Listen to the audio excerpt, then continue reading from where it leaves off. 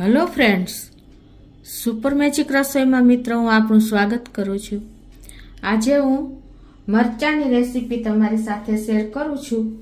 તો તમને ચોક્કસ મારો વિડીયો ગમશે, ગમે તો લાઈક કરજો, શેર કરજો અને સબસ્ક્રાઈબ કરવાનું તો ભૂલતા જ નહીં। તો મિત્રો, આ મરચાંની રેસીપી જે મરચાંના શોખીન છે ને એના માટે બેસ્ટ છે। આ ઓલ ઇન વન મરચાંની રેસીપીમાં આવી જાય છે। આમાં તમારે ઠોસા કે આથેલા મરચાં કે દહીંવાળા મરચાંનું શાક એ બધાનું તમારે આ એક જ રેસીપીની ગરજ સારે છે મિત્રો। તો એન્ડ સુધી તમે આ વિડીયો સાથે જોડાયેલા રહેજો। તો એમાં જો મેં ઇન્ગ્રેડિયન્ટમાં 250 ગ્રામ લીલા મરચાં લીધા છે।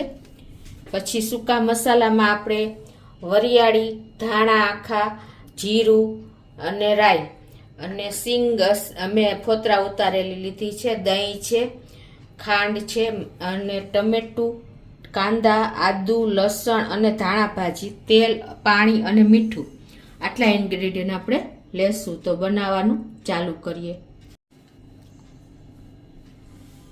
તો હવે મિત્રો આપણે પહેલા તો છે ને મસાલો કરી લેશું। તો એમાં 1 ચમચી આપણે આ વરિયાળી આખી છે, 1 ચમચી આખા ધાણા છે, 1 ચમચી આખું જીરું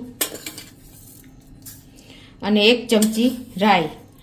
આ બધાનું આપણે દરદરું પાવડર કરવાનો છે, બહુ ફાઇન નથી કરવાનો મિક્સર જારમાં। તો આપણે એને એકદમ સરસ પાવડર કરી લેશું। તો જો આ રીતે આપણે એકદમ દરદરો પાવડર તૈયાર કરી લીધો છે। જો આપણે વરિયાળી ધાણાના કચરા દાણા રહ્યા ને એવું આપણે તૈયાર કર્યો છે। તો એને આપણે એક વાટકીમાં કાઢી લેશું। આ જ મિક્સર જારમાં આપણે આ 5 કળી મેં લસણની લીધી છે, 1 ઇંચ આદુના ટુકડા કરેલો છે અને સિંગદાણા 2 ચમચી લીધેલા છે, છાલ ઉતારેલા એ, અને થોડી એવી આપણે મુઠ્ઠી જેવી ધાણા ભાજી નાખીને અને આની પણ આપણે પેસ્ટ કરી લેશું। તો આપણે જો આ પેસ્ટ પણ બનાવી લીધી છે લસણ, આદુ અને ધાણા ભાજીની, એને પણ આપણે એક વાટકીમાં કાઢી લેશું। આપણે આ 2 ચમચી દહીં લીધું છે ને એક બોલમાં લઈ લેશું અને એમાં આપણે 1 ટીસ્પૂન જેવું મીઠું નાખી દેશું, અડધી ટીસ્પૂન જેવી હળદર અને 1 ટીસ્પૂન જેવું કાશ્મીરી લાલ મરચું નાખશું।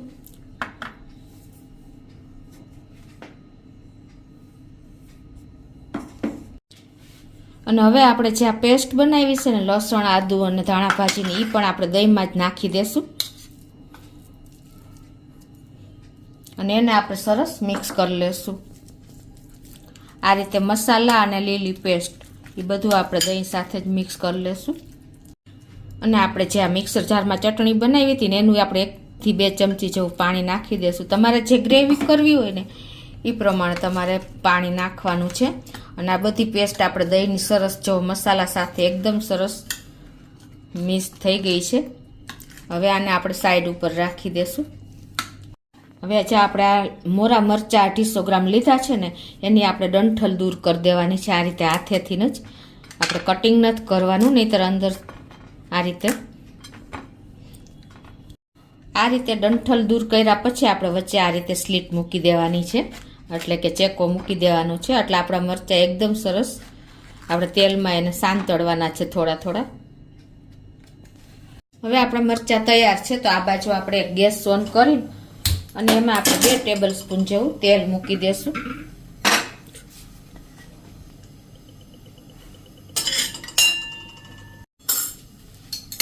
હવે આપણે આમાં આ તેલ જો ગરમ થઈ ગયું છે, હવે એમાં આપણે આ મરચાં સાંતળી લેશું। બહુ કૂક નથી કરવાના, લાઈટ એવા આપણે કૂક કરશું। આ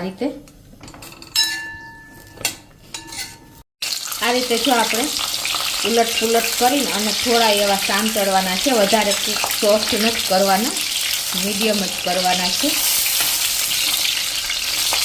તો હવે જો આપણા થોડા થોડા મરચાં કૂક થઈ ગયા છે અને હવે આપણે એને તેલમાંથી બહાર લઈ લેશું।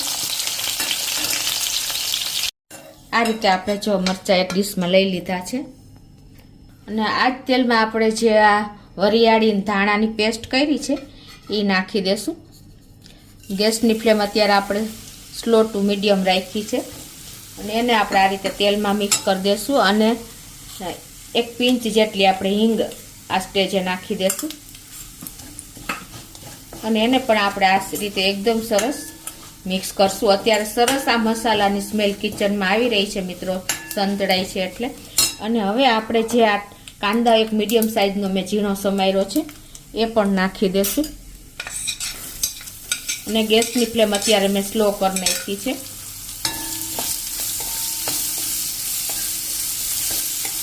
કાંદો આપણે એ થોડો એવો સાંતળી લેશું તેલમાં. આપણો કાંદો પણ જો સેજ ટ્રાન્સપરન્ટ થઈ ગયો છે. તો હવે આ સ્ટેજે આપણે આ એક ટમેટું લીધું છે મીડિયમ સાઈઝનું, નાના પીસ કરેલું, એ પણ આમાં નાખી દઈશું અને એને પણ આપણે આ રીતે કૂક કરી લઈશું થોડું એવું.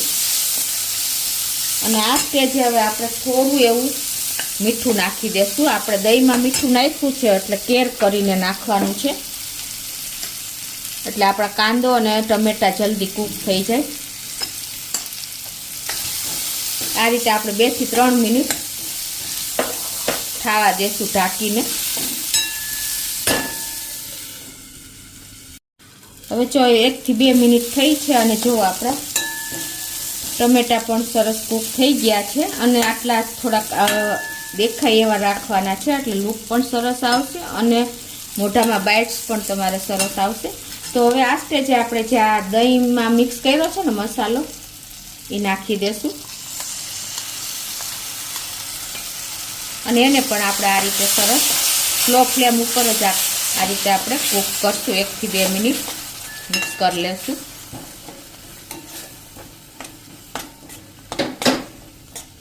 આપણે દહીંમાં જો મસાલા અને પેસ્ટ મિક્સ કરી હતી એટલે આપણું દહીં પણ નહીં ફાટે. અને ગેસની ફ્લેમ હવે આપણે મીડિયમ કરી નાખી છે અને થોડુંક તેલ છૂટું પડે ને ત્યારે આપણે આગળની પ્રોસિજર કરશું.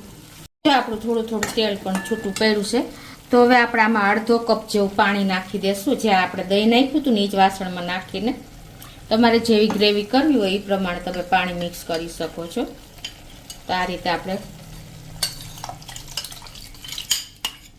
પાણી મિક્સ કરીને અને એને ગેસની ફ્લેમ અત્યારે આપણે મીડિયમ રાખી છે અને આને હવે આપણે તેલ છૂટું પડે ને ત્યાં સુધી કૂક થવા દેશું.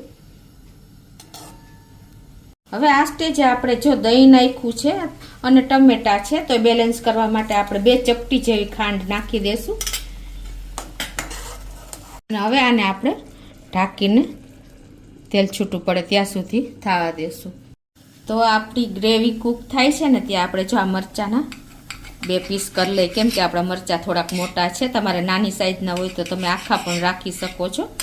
આ રીતે આપણે એક મરચાંના 2 કટકા કરી લેશું. તો 2 થી 3 મિનિટ થઈ ગઈ છે અને જુઓ આપણે ગ્રેવીમાં તેલ પણ છૂટું પડી ગયું છે. અને હવે આ સ્ટેજે આપણે આ જે મરચાં આપણે 2 પીસ કર્યા છે ને એ આમાં નાખી દેશું